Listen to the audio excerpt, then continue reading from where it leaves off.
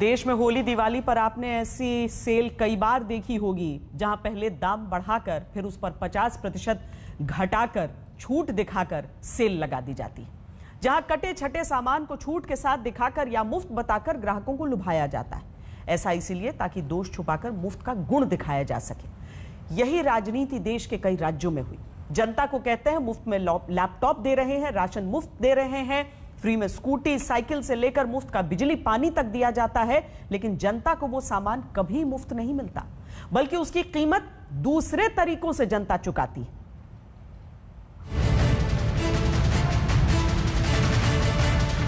Unit तक मुफ्त बिजली दी जाएगी। डोमेस्टिक के जितने पुराने बिल हैं सारे माफ किए जाएंगे। 24 घंटे बिजली आएगी, बिल नहीं आएगा। भरोसा रखो, केजरीवाल हवा में बात नहीं कर रहा। हवा में बात तो नहीं की, लेकिन हवा में हाथ लहराकर जीरो दिखाया। दुनिया को शून्य का ज्ञान तो आर्यभट्ट ने दिया, लेकिन हाथ से शून्य बनाकर पंजाब में सत्ता का करंट पाने के मकसद से बिजली का बिल जीरो आने का भरोसा अरविंद केजरीवाल ने दे दिया। दिल्ली में 200 यूनिट तक मुफ्त की बिजली से सीएम की कुर्सी पाने वाले अरविंद केजरीवाल पंजाब में पावर मिलते ही पहली कलम से 300 यूनिट तक फ्री बिजली कर देने का ऐलान कर देते हैं। पंजाब में आम आदमी पार्टी की सरकार हर परिवार को 300 यूनिट तक बिजली मुफ्त देगी। पंजाब के लगभग 80% लोगों की, 77 से 80% लोगों की बिजली का बिल जीरो हो जाएगा।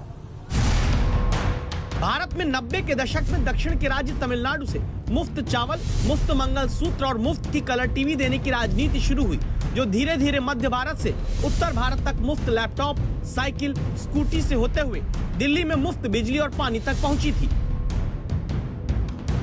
वही मुफ्तवादी राजनीति के दिल्ली में सुपरहिट प्रयोग के बाद केजरीवाल उसका दूसरा शो पंजाब में चलाना चाहते हैं। एक आदमी, गरीब आदमी जिसके घर में एक पंखा, 2 बल्ब हैं, उसका 50,900 रुपए का बिल कैसे आ सकता है? नहीं आ सकता। बिल गलत है, जानबूझ के गलत बिल भेजे जाते हैं। फिर वो बेचारा ठीक कराने जाता है तो कहते हैं इतने पैसे दे दो, तेरा बिल ठीक कर दूंगा। करते हैं नहीं करते हैं? तो सवाल उठता है कि अगर बिजली का बिल बढ़ाकर घटाने के नाम पर भ्रष्टाचार होता है, तो बिल को सही करना सच्ची प्रशासनिक राजनीति होगी या बिल माफी की सियासत सही कही जाएगी? जितने पुराने बिल हैं, डोमेस्टिक के जितने पुराने बिल हैं सारे माफ किए जाएंगे।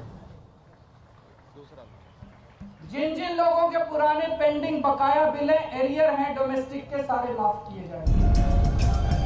आप इस बात को समझिए कि क्या वाकई जनता को मुफ्त में बिजली मिलती है या फिर मुफ्त के नाम पर कान इधर से घुमाकर उधर से पकड़ा जाता है।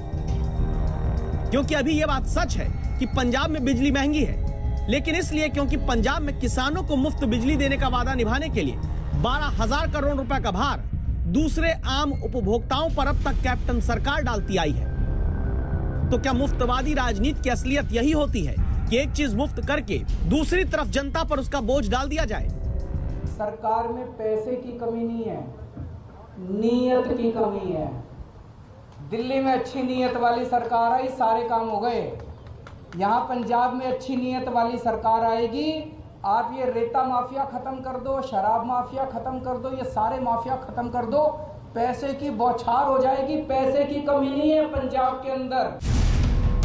पंजाब पर 2016-17 में 1,82,000 करोड़ रुपए का कर्ज था, जो 2020-21 में बढ़कर 2,52,880 करोड़ रुपए हो चुका है। ऐसे में मुफ्त बिजली का भार पंजाब कैसे उठाएगा? बताओ, मेरे को ये कहते हैं ये केजरीवाल फ्री देता रहता है, फ्री देता रहता है, फ्री देता रहता है। मैं अपने घर लूट के तो नहीं ले जाता। तो अपने घरों से भी कोई पार्टी पैसा लेकर नहीं आती। दिल्ली में मुफ्त पानी का वादा निभाने के लिए 600 करोड़ रुपए की सब्सिडी दी जाती है और दिल्ली में मुफ्त बिजली के वादे को निभाने के लिए हर साल 2,255 करोड़ रुपए का भार आता है। एक तरफ सरकार कहती है कि मुफ्त कर दिया, लेकिन दूसरी तरफ उसी दिल्ली में पेट्रोल डीजल पर टैक्स घटाने की बात राज्य के हिस्से से जब आती है तो कहा जाता है राज्य के खजाने में तो पैसे नहीं।